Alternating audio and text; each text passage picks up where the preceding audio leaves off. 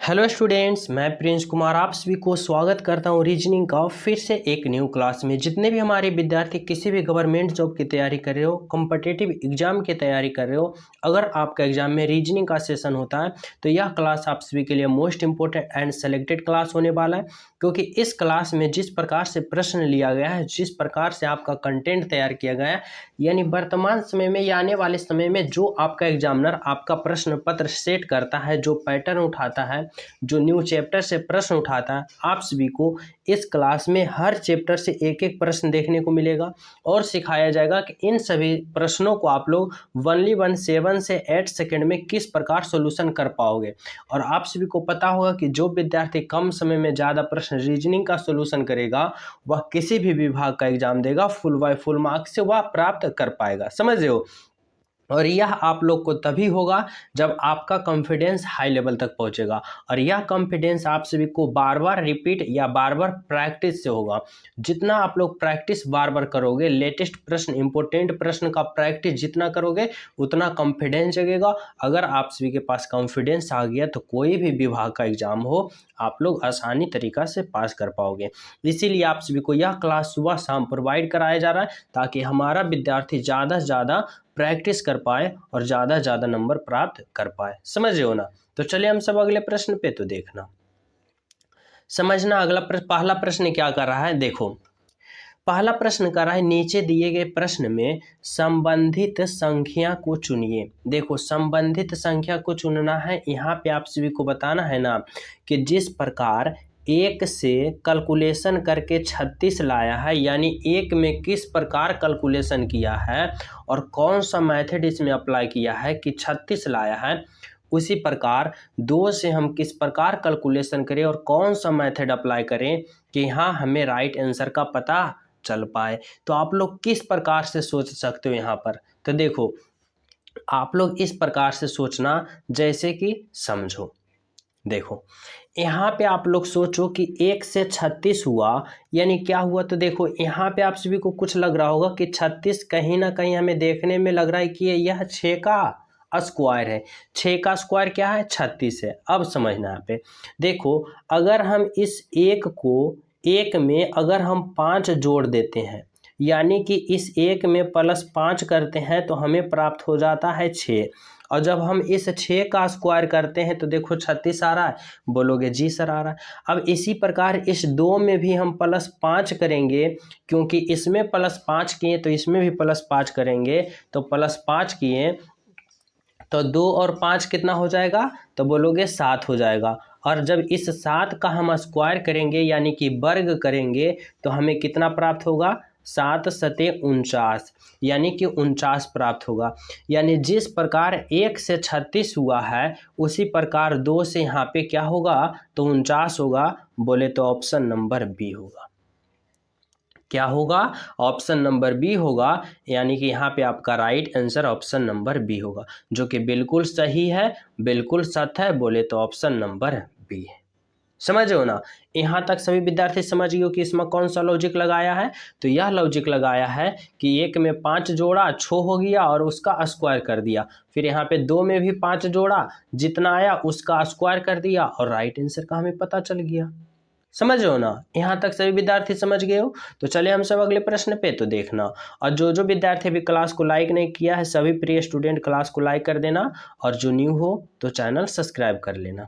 चलो अगला प्रश्न देखना क्या है। देखो, 2 नंबर का प्रश्न है ना, कराए नीचे दिए गए श्रृंखला को पूरा करें। नंबर सीरीज से है, और जब भी नंबर सीरीज वाले प्रश्न आ जाए तो आप लोग बस एक ही पॉइंट को देखना कि यह श्रृंखला किस प्रकार के है। तो बोलोगे सर यह श्रृंखला क्या हो रहा है? धीरे धीरे घट रहा है। घट रहा है, यानी आप सभी को इस प्रश्न में किस प्रकार से सोचना है और कौन सा लॉजिक लगाओगे समझना। देखो, यहाँ पे आप लोग देखना कि 219 से 211 हुआ, यानी कि यहाँ पर क्या हुआ? तो बोलोगे सर यहाँ पे 8 माइनस हुआ यानी 8 घट गया। अब 211 से 204 हुआ यानी क्या हुआ, तो बोलोगे सर यहाँ पे 7 घट गया। 204 से 198 गया यानी 204 से 198 हो गया, तो इसमें क्या हुआ, -6 हो गया यानी 6 घट गया। अब देखो यह सीरीज किस प्रकार के चल रहा है, तो बोलोगे सर पहले 8 घटा, फिर 7 घटा, फिर 6 घटा, तो इस बार कितना घटना चाहिए, तो इस बार 5 घटना चाहिए। कितना, 5। तो देखो 198 में जब आप 5 घटाओगे तो कितना आप सभी को प्राप्त होगा, तो बोलोगे सर 198 में अगर हम 5 घटाते हैं तो 193 हमें प्राप्त होगा। कितना प्राप्त होगा, और 193, और 193 में फिर जब आप लोग कितना घटाओगे, 4 घटाओगे तो 189 प्राप्त होगा। समझो ना। तो यह सीरीज में हम पहले -8 घटे, फिर 7 घटे, फिर 6, 5, 4 इस प्रकार से हम घटते गए, तो हमारा राइट आंसर निकल के आया 193। बोले ऑप्शन नंबर सी, यानी 193। यानी कि यहाँ पे जो आपका राइट आंसर निकल कर आया ना, वह आया ऑप्शन नंबर सी, जो कि बिल्कुल सही है, बिल्कुल सत्य है। बोले तो ऑप्शन नंबर सी है। समझ में यहाँ तक सभी विद्यार्थी। तो चलिए हम सब अगले प्रश्न पे तो देखना। अगला प्रश्न आप लोग समझने की कोशिश करना। 4 नंबर का प्रश्न देखो क्या कर रहा है, समझना। 4 नंबर का प्रश्न करा है, नीचे दिए गए प्रश्न में लुप्त संख्या ज्ञात करें। मिसिंग नंबर यहाँ पे जो वाट है ना, इसके जगह क्या होगा, जो आप सभी को सोचना होगा, समझना होगा, इसके जगह आप लोग क्या भरोगे और कैसे भरोगे, समझना। देखो मिसिंग नंबर वाले जब भी प्रश्न आ जाए ना, तो आप लोग या तो इस प्रकार से चलोगे, यानी 10 17 को कैलकुलेशन करके 8 लाओगे, या फिर आप लोग इस प्रकार से चलोगे, 10 5 और 6 को कैलकुलेशन करके 42 लाओगे, यहाँ पे 68 लाओगे और यहाँ पे 92 लाओगे। समझे उन्हें। तो इस प्रश्न में आप सभी को किस प्रकार से चलना है, तो देखो अगर हम इस प्रश्न में 10 5 और 6 को आपस में कैलकुलेशन करके 42 लाने के लिए सोचें, यहाँ पे 68 लाने के लिए सोचें, यहाँ पे 92 लाने के लिए सोचें, तो यहाँ राइट आंसर पता हो जाएगा ना, तो हो जाएगा। तो देखो किस प्रकार से सोचना, समझो। देखो अगर हम इस 10 को और 5 को और 6 को आपस में हम क्या करते हैं, आपस में हम सभी को जोड़ते हैं, तो देखो यहाँ पे जोड़ो, 10 + 5 कितना होगा, 15, और 15 + 6 करेंगे, तो 15 + 6 करेंगे तो क्या होगा, तो बोलोगे सर 21 होगा। कितना होगा, 21। लेकिन हमें चाहिए 42, तो 42 लाने के लिए इस 21 में 2 से हम जब गुना करेंगे तो 21 दूना 42, देखो 42 आ गया, तो बोलोगे जी सर 42 यहाँ आ गया। यानी क्या किए कि 10 + 5 + 6 यानी तीनों को जोड़े तो हमें 42 प्राप्त हो गया। अब यही मेथड हम किस में अप्लाई करेंगे, इसमें 42 आ गया तो इसमें अप्लाई करके 68 लाएंगे, तो समझना। देखो 17 + 5 17 + 3 करेंगे तो 17 और +3 क्या होगा, 20, और 20 + 14 करेंगे तो कितना होगा, 20 + 14 होगा 34। कितना होगा, 34। और इस 34 में जब हम 2 से गुना करेंगे तो कितना हमें प्राप्त होगा, तो समझना। यहाँ पे देखो 4 दूनी 8 और 3 दूना 6, 68। कितना प्राप्त हुआ, 68। यहाँ पे देखो 68 है, तो बोलोगे जी सर यहाँ पे 68 है। यानी इसमें भी यह मेथड लागू हो गया, इसमें भी यह मेथड लागू हो गया, तो अब हम इसमें लागू करके राइट आंसर का पता नहीं कर लेंगे, तो देखो करेंगे।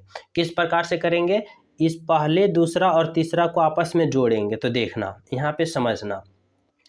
15 और जोड़ेंगे और 8 जोड़ेंगे, तो 15 8 कितना होगा, तो बोलोगे सर 15 8 23 होगा, 23 होगा। अब यहाँ पे सोचना आप लोग कि यहाँ पर हम कौन सा ऑप्शन रखें कि हमें जोड़ने के बाद 2 गुना करेंगे तो हमें राइट आंसर पता हो जाए। तो देखो अगर हम ऑप्शन ए को रखते हैं यानी 23 हो गया, और जब यहाँ पे 23 रखेंगे तो 8 + 15 23, और 23 + 23 करोगे तो कितना आएगा, 3 3 6 और 2 2 4, 46 आ गया। और जब हम 46 में फिर 2 से गुना करेंगे, क्योंकि इसमें भी 2 गुना किए, इसमें भी 2 गुना किए, तो इसमें भी हम 2 गुना करेंगे, तो देखना 6 दूना 12 के 2 बाकी 1 और 4 दूना 8 और 1 9 92। देखो यहाँ पे 92 आ गया तो बोलोगे जी सर आ गया। यानी कि यहाँ पर जो खाली स्थान है ना भाट के जगह, यहाँ पर क्या भराएगा, तो यहाँ पर 23 भराएगा, यानी ऑप्शन नंबर ए होगा। तभी तो 15 + 8 23 और फिर 23 को जोड़ोगे तो 23 23 46, और जब 46 में 2 से गुना करोगे तो 46 दूना 92, यानी यहाँ 92 आ गया तो बोलोगे आ गया। यानी कि भाट के जगह क्या भराएगा, यानी कि यहाँ पे क्या भराएगा, तो यहाँ पे 23 भराएगा। क्या होगा, 23 होगा। अब देखो यहाँ पे 23 अब जोड़ोगे तो फिर कितना आ जाएगा, 46 आएगा, और 46 × 2 करोगे तो 96 आ गया ना। समझ रहे हो। चलो अगला प्रश्न आप लोग समझने की कोशिश करना। नेक्स्ट प्रश्न देखना क्या है, समझना। देखो यहाँ पे कर रहा है ना इस प्रश्न में कि नीचे दिए गए प्रश्न में विषम संख्या को चुनिए। विषम संख्या को जब भी प्रश्न आ जाए तो आप लोग सोचना कि इन चारों ऑप्शन में 3 ऑप्शन एक समान है, लेकिन एक ऑप्शन जो है ना सबसे अलग है, सबसे हट के है, और वही ऑप्शन को आप सभी को पता करना है कि कौन सा ऑप्शन अलग है और कौन सा ऑप्शन हट के, उसी को हमें क्या करना है, राइट आंसर का पता करना है। तो आप लोग किस प्रकार से सोचोगे, समझना। यहाँ पे देखो 17 है, यहाँ पे 13 है, यहाँ पे 19 है और यहाँ पे 21 है। अब देखो यहाँ पे अगर हम ऑप्शन ए की बात करें, ऑप्शन बी और ऑप्शन सी की बात करें तो यह अभाज्य संख्या है। क्या है, अभाज्य संख्या है। बोलोगे सर यह अभाज्य संख्या कैसे है, तो यह अभाज्य संख्या है यानी कि यह किसी से कटने वाली संख्या नहीं है, पूर्ण रूप से नहीं कटेगी। लेकिन ऑप्शन नंबर डी जो है 21 है, यह 3 से भाग देंगे तो यह पूर्ण रूप से कट जाएगी, यानी कि यह भाज्य संख्या। ऑप्शन नंबर डी जो है ना यह क्या है, ऑप्शन नंबर डी जो है यह भाज्य संख्या है, यानी हमारा right answer option number D है। यही विषम संख्या है और यही हमारा राइट आंसर है। समझ रहे हो ना। तो चले हम सब अगले प्रश्न पे। तो देखना अगला प्रश्न आप लोग समझने की कोशिश करना। 7 नंबर का प्रश्न क्या कर रहा है, देखो समझना।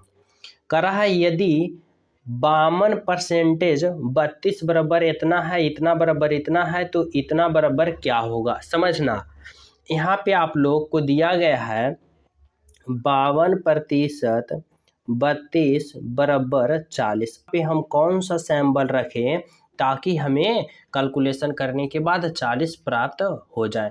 तो समझना अगर हम इस प्रश्न में इस परसेंटेज के जगह माइनस करते हैं, यानी कि 52 में 32 को घटाते हैं तो हमें कितना प्राप्त होता है, तो 2 में से 2 जाएगा 0 और 5 में से 3 जाएगा 2, यानी 20 प्राप्त हुआ।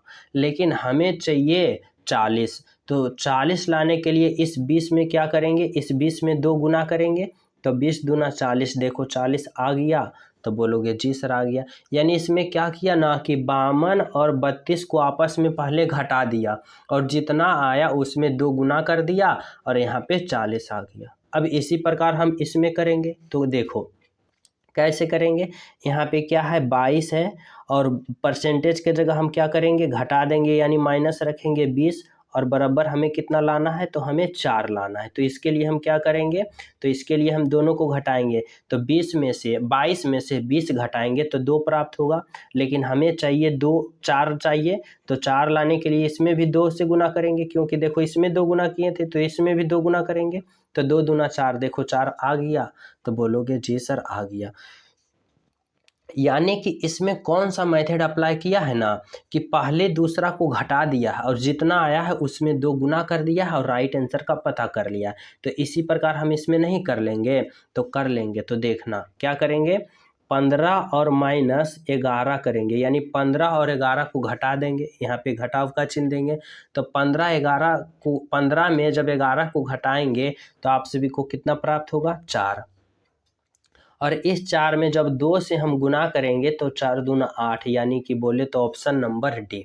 यानी यहाँ पे जो आपका राइट आंसर होगा ना वह होगा ऑप्शन नंबर डी होगा, जो कि बिल्कुल सही है, बिल्कुल सत्य है, ऑप्शन नंबर डी है।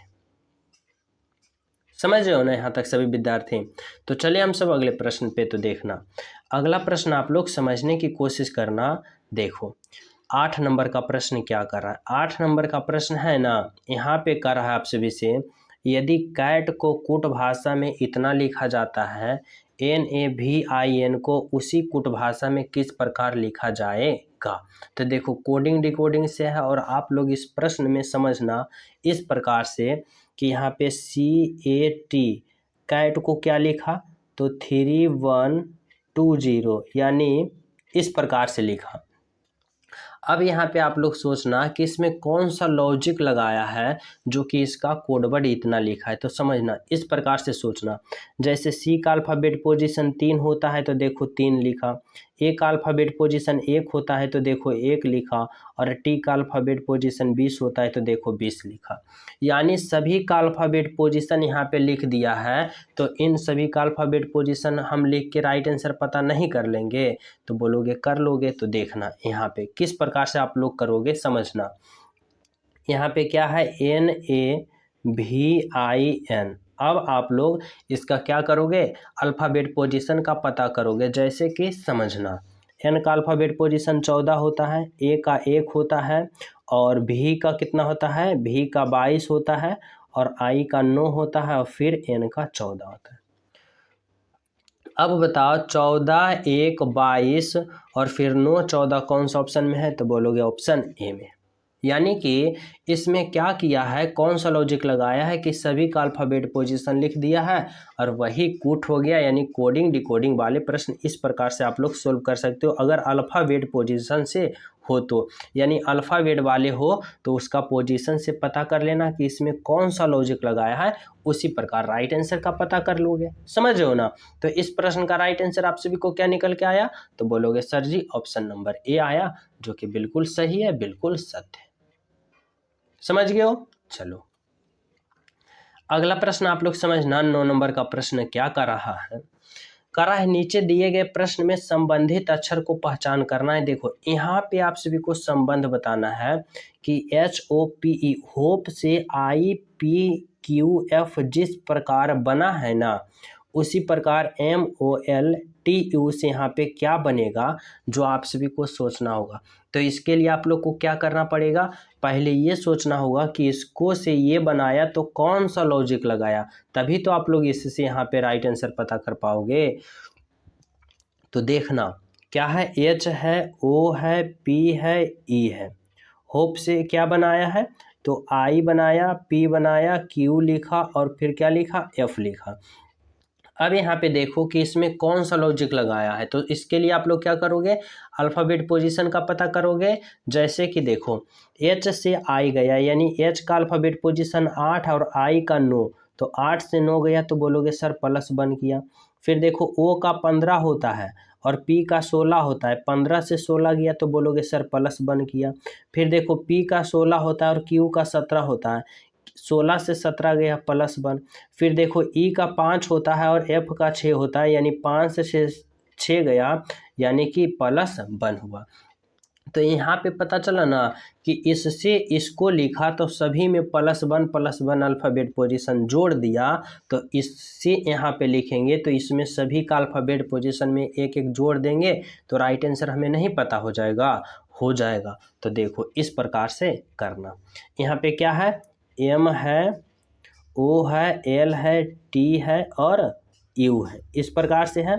और सभी का अल्फ़ाबेट पोजीशन में हम क्या करेंगे, 1 जोड़ देंगे, एक प्लस प्लस कर देंगे। तो देखो M का अल्फ़ाबेट पोजीशन 13 होता है, 13 में जब आप एक जोड़ोगे 14, और 14 नंबर किसका होता है, N का। O का होता है 15 और जब 15 में एक जोड़ोगे 16, 16 नंबर होता है P का। L का 12 होता है और 12 में एक जोड़ोगे 13 और 13 अल्फ़ाबेट पोजीशन M का होता है। T का कितना होता है, तो बोलोगे सर T का 20 होता है, 20 में एक जोड़ोगे 21, और 21 जो अल्फ़ाबेट पोजीशन होता है वह 21 किसका होता है, तो 21 होता है U का। समझ रहे हो। फिर देखो यहाँ पे U है तो U का अल्फ़ाबेट पोजीशन 21, और 21 में एक जोड़ोगे 22, और 22 जो होता है वह V का होता है। अब बताना यहाँ पे कि NPM भी कौन सा ऑप्शन में दिख रहा है, तो बोलोगे सर NPMU भी बोले तो ऑप्शन नंबर बी में दिख रहा है। यानी कि यहाँ पे जो आपका राइट आंसर होगा ना, ऑप्शन नंबर होगा कौन सा, तो ऑप्शन नंबर होगा बी होगा।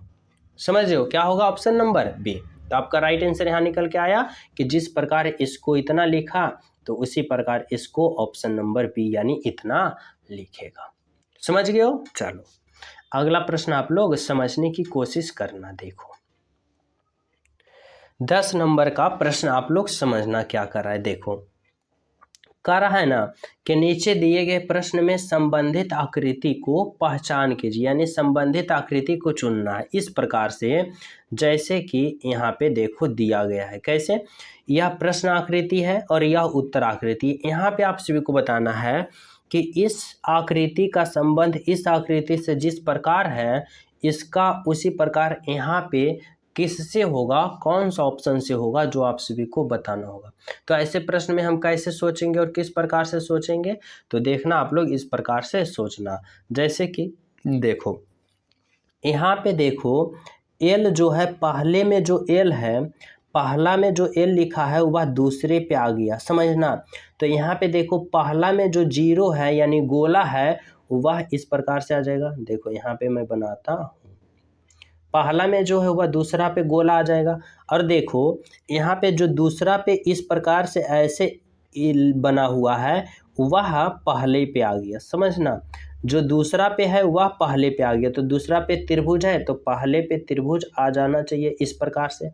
अब देखना जो तीसरे पे जे तरह लिखा है तो वह तीसरे के स्थान पे ही रह गया है, यानी यह जो वर्ग है ना तीसरा स्थान पर है वह तीसरे स्थान पर ही ऐसे रह जाएगा। अब देखो किस में दिख रहा है, पहले त्रिभुज फिर गोला और फिर वर्ग।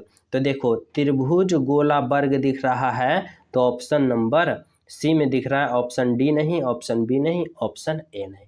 यानी कि आपका जो राइट आंसर होगा ना यहाँ पे जो होगा ऑप्शन नंबर सी, बिल्कुल सही, बिल्कुल सत्य। तो किस प्रकार से आप लोग यहाँ चयन किए कि पहला दूसरा में चला गया, दूसरा पहला में चला गया और तीसरा का पोजीशन तीसरे में ही रहा। इस प्रकार से हमारे राइट आंसर का पता चल गया। समझ गए हो? चलो अगला प्रश्न आप लोग समझने की कोशिश करना। देखो क्या है 11 नंबर का प्रश्न, समझना बहुत ही सिंपल तरीका से समझाऊंगा। कह रहा है कि त्रिभुजों की संख्या कितनी है, यानी काउंट ऑफ ट्रायंगल, त्रिभुज की संख्या काउंट करना यानी गिनना है। देखो इसमें आप लोग थोड़ा सा भी कन्फ्यूजन होगा, बारीकता से आप सभी को समझाऊंगा, बस थोड़ा सा फोकस करना। जैसे कि देखो ऐसे आकृति में हम किस प्रकार से काउंट करेंगे ना कि सबसे पहले छोटे छोटे त्रिभुजों को हम काउंट कर लेंगे। जैसे कि आप लोग समझना, यहाँ देखो एक त्रिभुज है, दो त्रिभुज है, तीन त्रिभुज है, चार त्रिभुज है, फिर देखो 5 है, 6 है, 7 है, 8 त्रिभुज, 8 त्रिभुज हो गया। फिर देखो 9 है, 9 त्रिभुज, फिर देखो 10 त्रिभुज, फिर 11 त्रिभुज और ये 12 त्रिभुज। समझो 12 त्रिभुज हो गया। अब यहाँ पे समझना 12 त्रिभुज हो गया। देखो फिर 1 12 1 13 त्रिभुज ये हो गया, समझना। 13 1 ये 14 त्रिभुज हो गया और 14 1 ये 15 त्रिभुज हो गया, 15 त्रिभुज हो गया, समझना। और फिर देखो 15 त्रिभुज हो गया और यहाँ पे देखना एक बड़ा वाला 15 और 1 16 त्रिभुज हो गया, 16 त्रिभुज हो गया और एक अभी और बच रहा है जो कि ये 17 त्रिभुज हो गया। समझ हो ना? तो इस आकृति में कितना त्रिभुज है तो बोलोगे sir ji option number C यानी 17 त्रिभुज है। ओवरऑल इस आकृति में 17 ट्रायंगल है, जो कि कितना आसान और कितना सिंपल तरीका से समझा दिया। कोई भी विद्यार्थी यहाँ पे थोड़ा सा भी कंफ्यूज नहीं होगा। समझ रहे हो ना? सभी विद्यार्थी समझ गए हो? तो देखो लाइक वाले बटन है, जो अभी तक लाइक नहीं किए हो लाइक कर देना, जो न्यू हो चैनल पे पहली बार हो तो चैनल सब्सक्राइब कर लेना। चलो अगला प्रश्न को हम सब देखते हैं, समझना। अगला प्रश्न देखो 12 नंबर का प्रश्न यहाँ पे क्या कर रहा है ना कि यदि h जोड़ का संकेत है, q घटाव का, a गुना का तथा t भाग का संकेत हो तो इतना का मान क्या होगा, जो आप सभी को बताना होगा। तो आप लोग किस प्रकार से सोचोगे? आप लोग इस प्रकार से जो कर रहा है ना मान वहाँ आप सभी को रखना होगा। जैसे कि देखो यहाँ पे क्या है 14 है, ए का मान क्या करा है, ए को गुना करा है, यहाँ पे गुना होगा 10। फिर देखो एच को क्या करा है, एच का जोड़ करा है, यहाँ पे जोड़ दो 42। फिर देखो टी को क्या करा है, भाग करा है, तो यहाँ भाग दो 2। फिर देखो क्यू को क्या करा है, घटाओ, तो यहाँ पे घटा दो 8। अब इसका आप लोग कैलकुलेशन कर डालो। तो कैसे करोगे, तो इस प्रकार से करोगे, जैसे कि सबसे पहले भाग की क्रिया, फिर गुणा का, फिर जोड़ का और फिर घटाव का, यानी बोडमास प्रयोग करोगे। जैसे कि देखना यहाँ पे क्या है, भाग यहाँ है, तो सबसे पहले भाग की क्रिया करोगे, 2 से 42 में भाग दोगे तो 21 होगा, और यह -8 एने हो गया, इधर हो गया गुना 10, 14 गुने 10 140। अब देखो 140 + 21 करोगे तो कितना आएगा, 161 161, और जब 161 में आप लोग 8 घटाओगे तो कितना हो जाएगा, तो यहाँ पे आप सभी को हो जाएगा 153। कितना हो जाएगा, 153। कितना प्राप्त हो गया, 153। बोले तो ऑप्शन नंबर क्या होगा, ऑप्शन नंबर होगा ए। समझो ना, आपका राइट आंसर क्या निकल गया, ऑप्शन नंबर ए। चलो अगला प्रश्न आप लोग देखना क्या कर रहा है। देखो 13 नंबर का प्रश्न आप लोग समझना, यहाँ पे कह रहा है ना कि संबंध बताना, यानी दिन वर्ष महीने में आप लोग को इस प्रकार संबंध बताना है कि कौन सा फिगर है ना जो इन तीनों का एक साथ सम्मिलित है, यानी एक साथ सही संबंध बता रहा है। तो ऐसे प्रश्न में आप लोग किस प्रकार से करोगे समझना। देखो यहाँ पे क्या है, दिन है, वर्ष है, महीना है, तो कैसे सोचोगे देखना। यह वर्ष के लिए सबसे पहले हमें एक बड़ा गोला वर्ष के लिए बना लिए, वर्ष के लिए एक गोला बना लिए। अब देखना वर्ष के अंदर कौन आ जाएगा, तो बोलोगे सर वर्ष के अंदर महीना आ जाएगा। कौन आ जाएगा, महीना आ जाएगा। और महीने के अंदर कौन आ जाएगा, तो बोलोगे सर महीने के अंदर दिन आ जाएगा। यानी इस प्रकार से फिगर बनेगा। कौन सा ऑप्शन दिख रहा है ऐसा, तो बोलोगे सर जी ऐसा ऑप्शन बोले तो ऑप्शन नंबर बी दिख रहा है, जो कि इन तीनों का एक साथ सही संबंध बता रहा है, ऑप्शन नंबर बी। समझ गए हो ना। चलो अगला प्रश्न आप लोग समझने की कोशिश करना क्या कर रहा है। देखो 14 नंबर का प्रश्न, 14 नंबर का प्रश्न में दिया गया है ना कि नीचे दिए गए प्रश्न आकृति में विषम आकृति को पहचान करें। यानी कि इन 4 ऑप्शन में 3 ऑप्शन वाले आकृति एक समान होगा, और एक ऑप्शन वाले जो आकृति होगा सबसे अलग होगा, सबसे हट के होगा, और वही आकृति को आप सभी को पहचान करना होगा और चयन करना होगा। तो आप लोग किस प्रकार से सोचोगे, तो आप लोग इस प्रकार से सोचना। देखो अगर ऑप्शन ए में हम फिगर की बात करें तो इस प्रकार से ऐसे है, और यहाँ पे इस प्रकार से टच हुआ है। ऑप्शन बी में देखो तो इस प्रकार से भी ऐसे है और ऐसे टच हुआ है। ऑप्शन डी सी की बात करें तो इस प्रकार से, लेकिन ऑप्शन जब डी की बात करें तो यहाँ पे देखो नीचे वाला जो है वह टच नहीं है, यानी कि यहाँ पे टचिंग बचिंग नहीं किया है। कौन सा, ऑप्शन नंबर डी में। लेकिन option A, option B, option C, तीनों ऑप्शन जो है आपस में टच हुआ है, लेकिन ऑप्शन डी में देखो यहाँ पे टच नहीं हुआ है।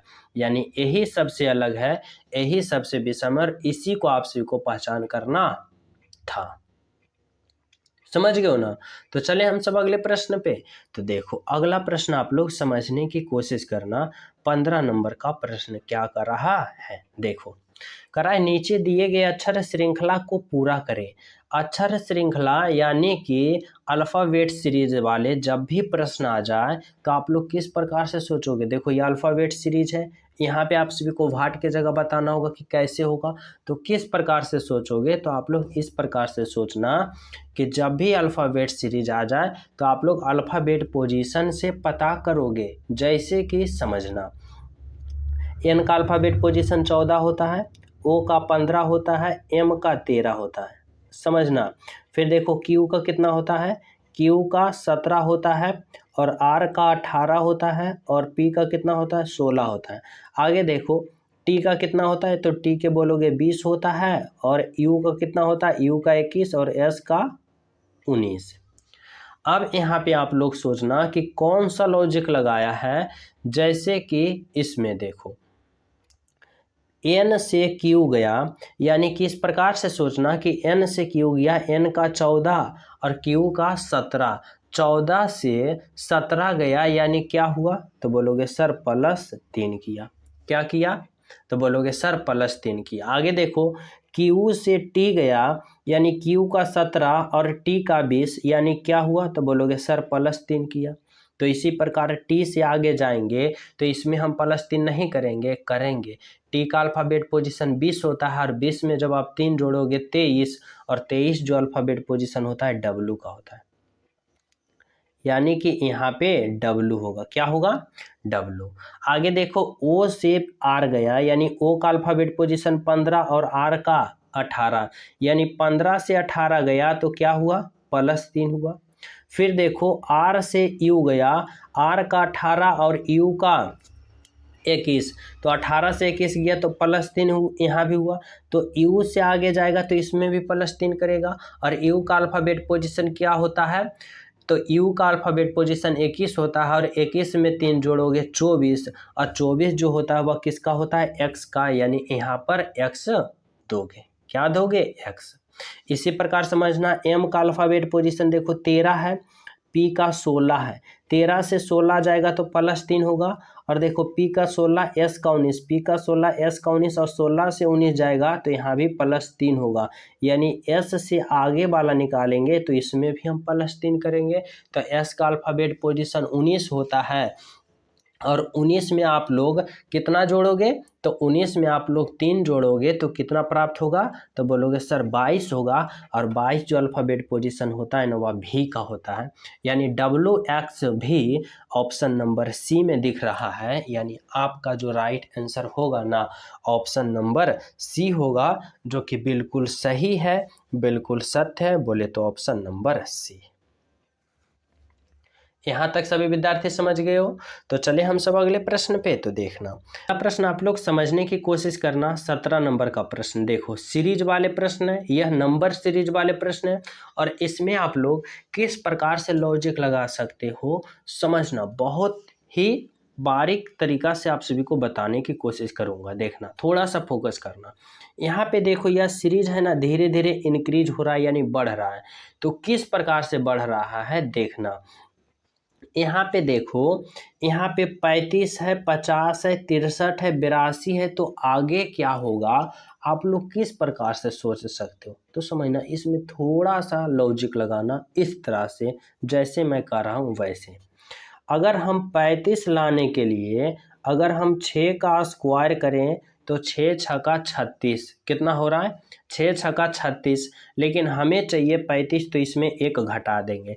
6 का स्क्वायर किए, 36 में एक घटा दिए, 35 आ गया। अब देखो इस 50 को लाने के लिए अगर हम 7 का स्क्वायर करते हैं तो बोलोगे 7 सत्ते 49, लेकिन चाहिए हमें 50, तो इसमें एक जोड़ देंगे।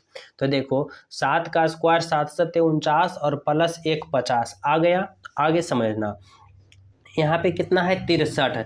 तो इसको क्या करेंगे? अगर हम 8 का स्क्वायर करते हैं तो 8 8 64, लेकिन हमें चाहिए 63, तो इसमें एक घटा देंगे। आगे देखना, यहाँ पे 82 लाना है, तो अगर हम 9 का स्क्वायर करते हैं तो 9 नमा 81, लेकिन हमें चाहिए 82, तो इसमें क्या करेंगे? +1 जोड़ देंगे, तो 9 नमा 81 +1 82 आ गया ना।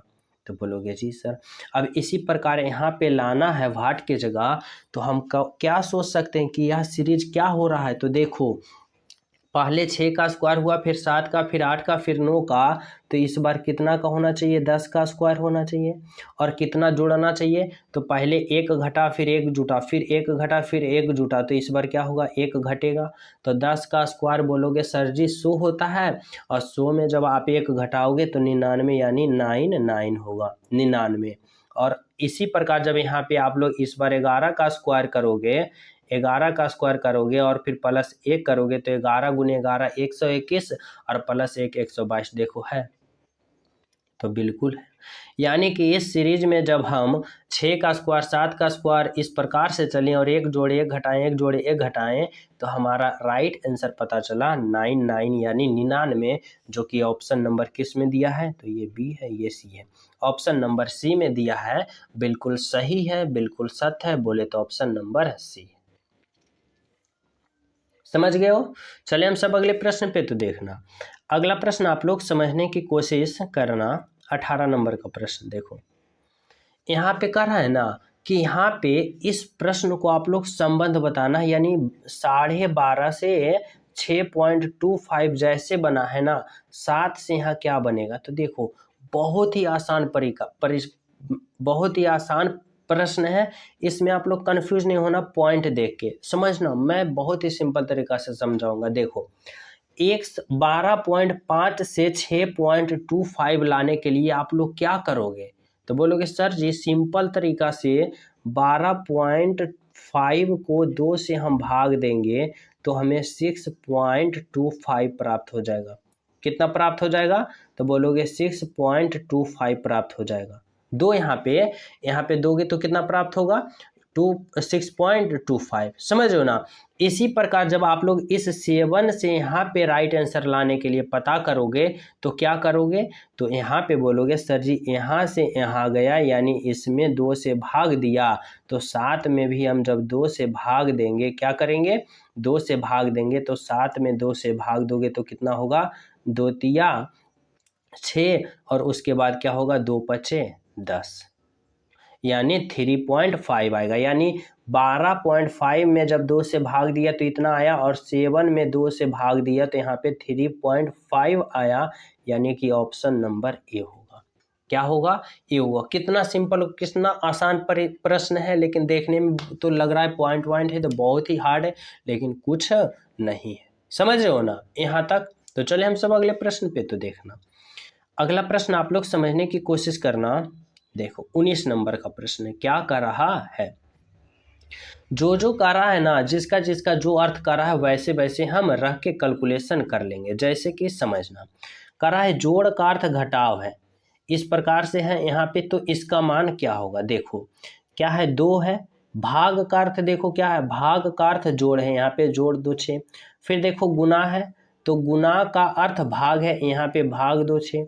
फिर देखो भाग है, तो यहाँ पे देखो भाग का अर्थ क्या है? तो भाग का अर्थ जोड़ है, तो यहाँ पे जोड़ दो। अब आप लोग इसका सिंपल तरीका से और आसान तरीका से इसका कैलकुलेशन कर डालो। तो देखो कैसे करोगे? 6 में जब 6 से भाग दोगे तो 6/6 यानी 1 होगा, और यहाँ पे समझना 2 + 1 + 2, यानी अब जोड़ो तो 2 1 4 और 4 और 2 कितना होगा? 2 1 3 और 3 और 2 5, यानी कि जब हम इनको जोड़ें तो हमारा राइट आंसर 5 आया। कौन सा ऑप्शन में? तो बोलोगे सर जी ऑप्शन डी में। यानी कि इस प्रकार से हम कैलकुलेशन किए तो हमारा राइट आंसर 5 आया, जो कि ऑप्शन नंबर डी में दिया हुआ है, जो कि बिल्कुल सही है, बिल्कुल सत्य है। समझ रहे हो ना? तो चले हम सब अगले प्रश्न पे तो देखना। अगला प्रश्न आप लोग समझने की कोशिश करना। 20 नंबर का प्रश्न देखो क्या है, समझना। इस बार आप सभी को संबंध बताने के लिए कह रहा है, वो भी अल्फाबेट का। तो अल्फाबेट का संबंध बताने के लिए कहेगा ना, तो आप लोग ओनली वन अल्फाबेट पोजीशन से ही प्रयोग करना। जैसे कि ए का अल्फाबेट पोजीशन 1 होता है, एम का 13 होता है, सी का 3 होता है। आगे समझना, सी का अल्फाबेट पोजीशन 3 होता है, ओ का 15 होता है और ई का 5 होता है। अब यहाँ पे आप लोग देखोगे कि कौन सा लॉजिक लगाया है। तो देखो, एक से ए से सी गया, यानी 1 से 3 गया, यानी +2 किया। एम से ओ गया, एम का 13 ओ का 15, यानी 13 से 15 गया, +2 किया। फिर देखो सी से ई गया, यानी सी का 3 और ई का 5, यानी 3 से 5 गया, यानी +2 किया। अब हमें पता चला कि सभी का अल्फ़ाबेट पोजीशन में 2 2 2 2 जोड़ रहा है, तो इसका भी अल्फ़ाबेट पोजीशन में हम 2 नहीं जोड़ेंगे। तो जोड़ेंगे तो देखो, आर का अल्फ़ाबेट पोजीशन 18 होता है, 18 में 2 जोड़ोगे 20, और 20 जो अल्फ़ाबेट पोजीशन होता है टी का होता है। इसी प्रकार ए में आप लोग एक अल्फ़ाबेट पोजीशन 1 होता है, 1 में जब आप लोग 2 जोड़ोगे तो 3, और 3 जो होता है वह सी का होता है, यानी यहाँ पर सी दोगे। फिर देखो एक्स से एक्स का अल्फ़ाबेट पोजीशन कितना होता है? तो बोलोगे सर एक्स का अल्फ़ाबेट पोजीशन 24, और 24 में जब हम 2 जोड़ेंगे तो 26 होगा, 26 जो होता है जेड का, यानी टी सी जेड कौन सा ऑप्शन में है? तो बोलोगे sir ji T C Z option B में है, जो कि बिल्कुल सही है, बिल्कुल सत्य है। बोले तो ऑप्शन नंबर बी है। आपका राइट आंसर यहाँ पे क्या निकल के आया? तो ऑप्शन नंबर बी आया। समझ रहे हो ना? तो चलिए हम सब अगले प्रश्न पे तो देखना। अगला प्रश्न आप लोग समझने की कोशिश करना। 21 नंबर का प्रश्न क्या कर रहा है? देखो भाई, यहाँ पे है ना 21 नंबर का कि नीचे दिए गए प्रश्न में विषम संख्या को पहचान करें। और यह जो 4 ऑप्शन है ना, इसमें 3 ऑप्शन एक समान होगा और एक अलग होगा। तो किस प्रकार से यहाँ पे आप लोग राइट आंसर का चयन कर पाओगे, तो समझना कैसे सोचोगे यहाँ पे आप लोग। तो आप लोग इस प्रकार से सोचना, जैसे कि यहाँ पे देखो, यहाँ पे 64 है, यहाँ पे 6 है, यहाँ पे 120 है, यहाँ पे 24 है। अगर हम 64 की बात करें तो यह 4 का क्यूब होता है, 4 चक्का 16 चक्का 64। अगर हम बात करें तो यह 8 का स्क्वायर होता है, 8 8 64। लेकिन 6 ना किसी का क्यूब ना किसी का स्क्वायर, 120 ना किसी का क्यूब ना किसी का स्क्वायर, और 24 ना किसी का क्यूब ना किसी का स्क्वायर। यानी ऑप्शन नंबर ए जो है ना सबसे अलग है, सबसे हट के है। बाकी बी सी डी एक तरह है, और यही हमारा विषम संख्या और यही हमारा राइट आंसर है। बिल्कुल सही है, बिल्कुल सत्य है। समझ गए हो ना। तो चलिए हम सब अगले प्रश्न पे तो देखना। अगला प्रश्न देखो क्या है। अगला प्रश्न समझना, 23 नंबर का प्रश्न करा है कथन और निष्कर्ष वाले। इसमें आप लोग थोड़ा सा समझना और थोड़ा सा लॉजिक लगाना। जो हमें कथन कहेगा ना उसी के अनुसार हमें निष्कर्ष का चयन करना होगा। ना अपने मन से कुछ करोगे ना हमारे मन से कुछ करोगे। जो हमें कथन कहेगा उसी के अनुसार हम निष्कर्ष का चयन करेंगे। तो समझना कैसे करोगे, तो इस प्रकार से करना। कथन कर रहा है, धर्म स्वास्थ्य शांति प्राप्त करने के उपाय प्रदान करते हैं। मनुष्य को इन उपायों का अपनाना चाहिए। धर्म जो है वह शाश्वत शांति प्राप्त करने का उपाय प्रदान करता है और मनुष्य को इन उपायों को अपनाना चाहिए। तो देखो, अब निष्कर्ष पे आ जाओ। निष्कर्ष एक कर रहा है कि धर्म समृद्धि जीवन सुनिश्चित करती है। देखो, धर्म जो है वह समृद्ध जीवन सुनिश्चित करता है। यानी यहाँ पे कहीं आप सभी को बताया है कि जो धर्म है वह समृद्ध जीवन सुनिश्चित करता है। कहीं पे दिख रहा है कथन में, तो बोलोगे सर कहीं नहीं, यानी कथन एक गलत होगा, निष्कर्ष एक गलत होगा। अब निष्कर्ष 2 देखो, करा है धर्म निर्धनता संपत्ति में लोगों की सहायता करता है। यहाँ पे कहीं कथन में आप सभी को बताया है कि धर्म जो होता है निर्धनता यानी गरीबी में लोगों को सहायता करता है। तो नहीं, कहीं भी यहाँ पे निर्धनता के बारे में नहीं बताया, यानी निष्कर्ष 2 भी गलत होगा।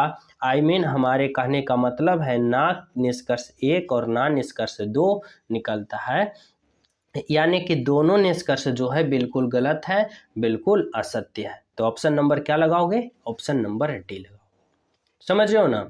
चलो अगला प्रश्न आप लोग समझने की कोशिश करना। 24 नंबर का प्रश्न देखो, यहाँ पे आप लोग को कहा जा रहा है कि दिए गए प्रश्न आकृति में विषम आकृति का पहचान करें।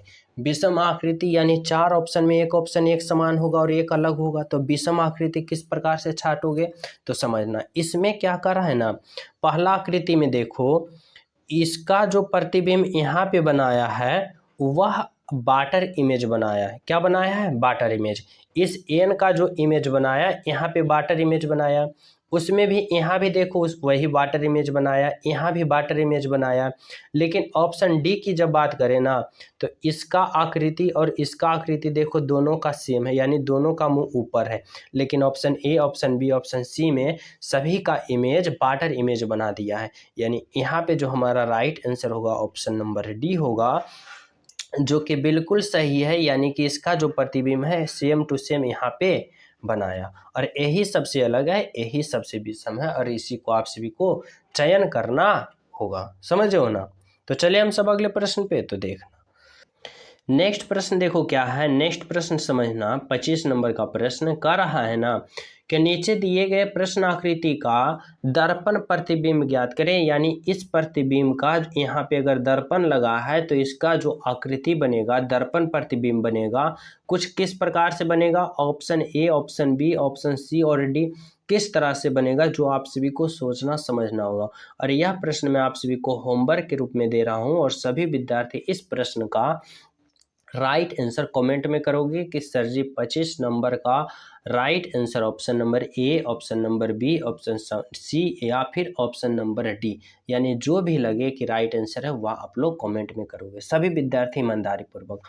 और जो अभी क्लास को लाइक नहीं किए हो लाइक कर देना, और जो न्यू हो चैनल सब्सक्राइब कर देना। तो मिलते हैं आप सभी को अगले क्लास में, जब तक सभी को हमारे तरफ से जय हिंद।